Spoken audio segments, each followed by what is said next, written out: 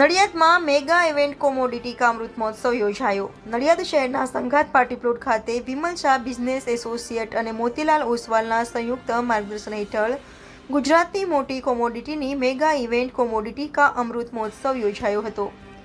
આ મહોત્સવમાં ખાસ ગુજરાતી કલાકાર યશ સોનીએ હાજરી આપી હતી તેમજ મોટી સંખ્યામાં ઇન્વેસ્ટમેન્ટ કરનાર વ્યક્તિઓ હાજર હતા.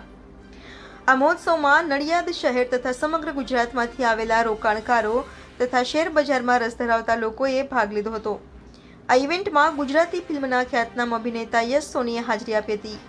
કોમોડિટી કા અમૃત મહોત્સવ મેગા ઇવેન્ટમાં મોતીલાલ ઓસવાલના અનુભવી વક્તા જતી બરી, નવજીત દામાણી, પ્રશાંત બબન, માનવ મોદી તથા નડિયાદના ખ્યાતનામ અને શેરબજારના 20થી વધુ વર્ષના અનુભવી તથા ઇવેન્ટના ઓર્ગેનાઇઝર વિમલભાઈ શાહે રોકાણકારોને સોનું, ચાંદી, ક્રૂડ ઓઇલ, નેચરલ ગેસ જેવા કુદરતી સંસાધનોના વૈશ્વિક ધોરણે ચડાવ ઉતાર તથા તેમાં ટ્રેનિંગ વિશેનું સંપૂર્ણ માર્ગદર્શન પૂરું પાડ્યું હતું. Reporter Naresh Ganwani, Gujarat crime news, Nadiad. આજે નડિયાદ ભેગા થયા છે અમે કમોડિટીનો અમૃત મહોત્સવ જે ઇવેન્ટ છે એના માટે, જે મોતીલાલ ઓસવાલ અને વિરલભાઈ દ્વારા આયોજિત કરવામાં આવી છે. તો ખૂબ એક્સાઇટેડ છીએ લોકોને મળવા માટે. નડિયાદ આવવાનું ઘણી વખત થાય છે ફિલ્મ પ્રમોશન્સ માટે, બટ આજે પહેલી વખત ઇન્વેસ્ટમેન્ટ અને એના રિટર્ન્સ માટેની વાત કરવા માટે આવ્યા છે. અને ઓબ્વિયસલી દરેક ગુજરાતી ધંધા માટે ખૂબ જ એક્સાઇટેડ હોય, તો આજે વાત કરવા માટે હું એક્સાઇટેડ છું નડિયાદમાં. ચરોતર પ્રદેશનો તમે શું મેસેજ આપો? તમે પહેલી વખત ચરોતરમાં આવ્યા છો, ખેડા અને આણંદ જિલ્લો.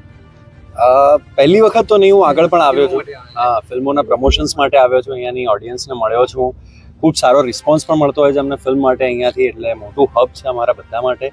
એટલે પહેલી વખત નથી, ઘણી વખત આવ્યો છું આગળ, બટ ઓલવેઝ એક્સાઇટેડ. અને એક તો અહીંયા ખાસ એનું પણ એક્સાઇટમેન્ટ હોય કે યુથ સાથે બહુ જ સારી રીતે કનેક્ટ થવા મળે છે. અહીંયા જે પ્રમાણે કોલેજનું લેવલ છે અને જે પ્રમાણે આખું કલ્ચર છે, અને એટ ધ સેમ ટાઈમ આજે એ યુથને સાચવતા વડીલો સાથે પણ મુલાકાત થશે, એટલે બંને એજ ગ્રુપ સાથે મળવાનો આનંદ છે. કોમન મેનને શું સુસંગત થશે આ કાર્યક્રમ?